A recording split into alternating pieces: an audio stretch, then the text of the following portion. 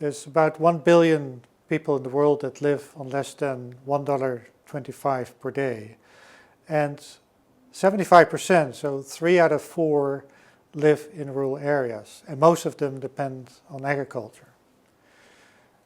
So if we want to end poverty by 2030, which is 15 years from now, how are we going to do that? It's very clear that we need to focus on the problems in the rural areas and deal with the problems of poor farmers. The poor in rural areas, typically they face a lack of access to land, to credits, to inputs, to other productive resources, but they also lack access to other forms of employment. And also when there's a problem like a drought or a storm, then they tend to lose everything and have to start all over again. So what are we trying to do as FAO to help the rural poor and address the problem of widespread rural poverty in many parts of the world?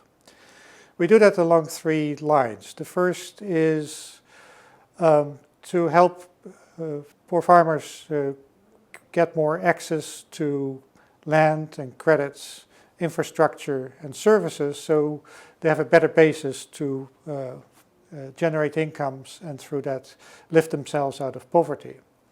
One important component in that work is to help them organize themselves better through producer organizations, because together they can solve their problems much more easily and get access to the resources I mentioned. We also, in that area, have a particular focus on women, because many of the poor farmers tend to be women who run the farm, and they have less access to resources because they are women. And so they need special attention in the work that we do. The second area that we work on is to help the poor get better employment opportunities. Because just trying to improve conditions on the farm and improving productivity will not be good enough. And also particularly young people in rural areas, they don't like to work in agriculture.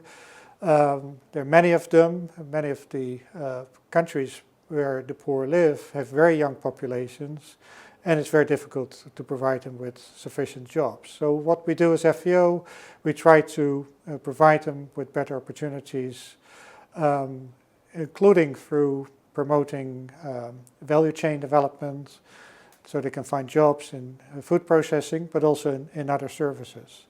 And we help the young people to improve their skills, particularly their entrepreneurial skills, so they can do the things and start their own business, which they think they're good and which they would like to do. And the third area of work that we do is social protection. Social protection is just about handouts or protecting those that might fall through the cracks, but it's actually something that can change people's lives.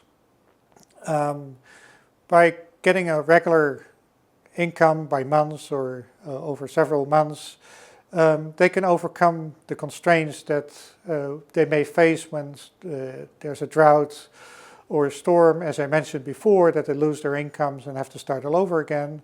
In this case, they can avoid having to sell off a plow or a cow, but in fact continue accumulating assets, improve their production, but also because of the extra income they get, they spend it locally, and through that others can also benefit.